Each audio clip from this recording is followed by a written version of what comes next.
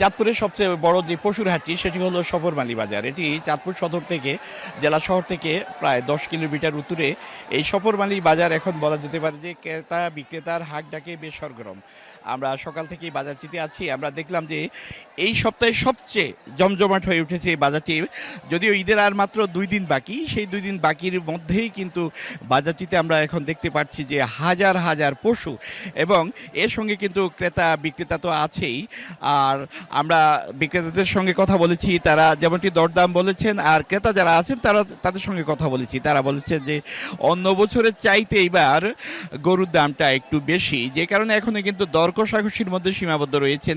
আমরা সকাল থেকে আরও লক্ষ্য করেছি যে এই বাজারটি যে বৈশিষ্ট্য, এখানে শুধু চাঁদপুরের যারা খামারি আছে, কৃষক আছে, প্রান্তিক কৃষক আছে, তারাই নয়, দূর দূরান্ত থেকে, বিশেষ করে যশোর, ফরিদপুর, শরীয়তপুর, খুলনা, লক্ষ্মীপুর, ভোলা, বিভিন্ন জেলা থেকে যারা ব্যাপারী আছেন তারা এখানে পশু নিয়ে এসেছেন।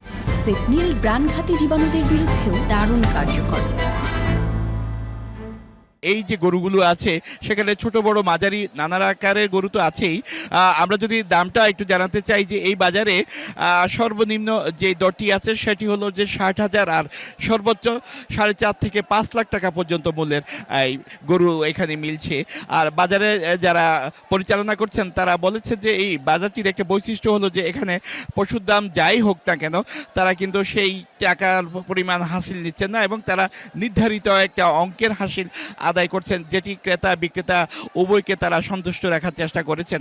আর বাজারের যদি আমরা বলি যে এখানে যে শুধু চাঁদপুর থেকে ক্রেতারা আসেন তাই নয়, আশপাশের জেলারাও ক্রেতা থেকে আসেন, এবং আমরা দেখেছি যে যারা এর মধ্যে গরু ক্রয় করেছেন কোরবানি দেওয়ার জন্য, তারা কিন্তু সেগুলো ফিকা বা অনেকে পায়ে হেঁটে বা কেউ বা নৌপথে সেই পশুগুলো নিয়ে তারা রওনা দিয়েছেন। সফরমালী বাজারের এই যে আজকে সোমবার, এটি যদিও সাপ্তাহিক হাটবার অন্য সময়ের জন্য, তবে এই কোরবানি ঈদে কিন্তু আগামী 2 দিনও তারা কিন্তু এই বাজারটি চালিয়ে যাবেন বলে যারা বাজার পরিচালনা করছেন তারা জানিয়েছেন। আর ক্রেতারা এখানে যারা আসছেন তারা আসলে প্রচণ্ড গরম এবং একটা ভাস্পা আবহাওয়া, সেই পরিস্থিতির মধ্যেই কিন্তু তারা পশু কোরবানি দেওয়ার জন্য কিন্তু তারা এখন এই বাজারটিতে ঘুরে বেড়াচ্ছেন। আমরা এই বাজারটি যদি একটু দেখাতে চাই যে বিশাল হাট, অর্থাৎ এখানে আমার যতটুক ধারণা যে আমরা যদি দর্শকদের দেখাতে চাই যে বৃহত্তর কুমিল্লার মধ্যে সবচেয়ে বড় পশুর হাট হচ্ছে এই সফরমালী বাজার, যেখানে বিশাল এলাকা জুড়ে কিন্তু এখন শুধু নানা আকারের গরু আমরা দেখতে পাচ্ছি। এবং সেই গরুগুলো আগে বলেছি যে শুধু চাঁদপুরের খামারি কিংবা প্রান্তিক যারা কৃষক আছেন তাদের লালন পালন করানো, এর বাইরে থেকে যারা ব্যাপারী আছেন তারা কিন্তু দীর্ঘ সময় ধরে অপেক্ষাও করেন যে কখন তারা সফরমালীর এই হাটটি ধরবেন, সেই একটা অপেক্ষা তো তাদের থাকেই।